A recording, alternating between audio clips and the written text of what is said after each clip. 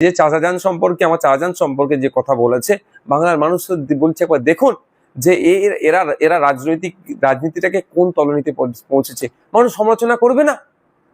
এইটা তো Democratic right যে আমরা যদি মোদিজির সমালোচনা করতে পারি, আমরা যদি মমতা দিদির সমালোচনা করতে পারি, আমরা যদি রাষ্ট্রপতির সমালোচনা করি, আমরা যদি স্বরাষ্ট্রমন্ত্রীর সমালোচনা করি, আমরা যদি আমাদের রাজ্যের অর্থমন্ত্রীর সমালোচনা করি, আমাদের রাজ্যের স্বাস্থ্যমন্ত্রীর সমালোচনা করতে পারি, তাহলে উনি কে এসে গেছেন? একটা বিধায়ক তার সমালোচনা করলে গালাগালি দিচ্ছে, দালাল আখ্যায়িত করছে।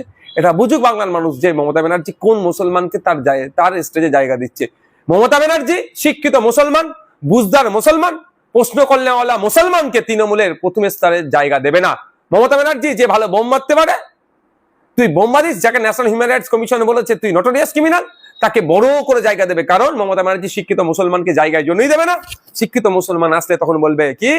শিক্ষার কথা বলবে, আলিয়া বিশ্ববিদ্যালয়ের দুরবস্থার কথা বলবে, মাইনরিটি সমাজের ওবিসি সার্টিফিকেট নিয়ে যে দুরবস্থা চলছে, যে দ্বিচারিতা চলছে তার কথা বলবে, যে বঞ্চনার শিকার হচ্ছে, ওয়াকফ সম্পত্তি দখল করে, কবরস্থানের জমি দখল করে পার্টি অফিস বানিয়ে নিচ্ছে, এর বিরুদ্ধে কথা বলবে। এবং শিক্ষা স্বাস্থ্যর আমূল পরিবর্তনের কথা বলবে। দলিত আদিবাসী পিছিয়ে বর্গের মুসলমান যারা আছে তাদের সমস্যার কথা তুলে ধরবে শিক্ষিত মুসলমান। সেই জন্য এদের জায়গা দেবে না। দেবে কাকে? ওই শওকত মোল্লার মতো মানুষকে দেবে। কাকে? অধ্যাপিকাকে যারা জগ ছুড়ে মারে তাদের মতো নেতা, তাদের মতো মানুষকে নেতা তৈরি করবে।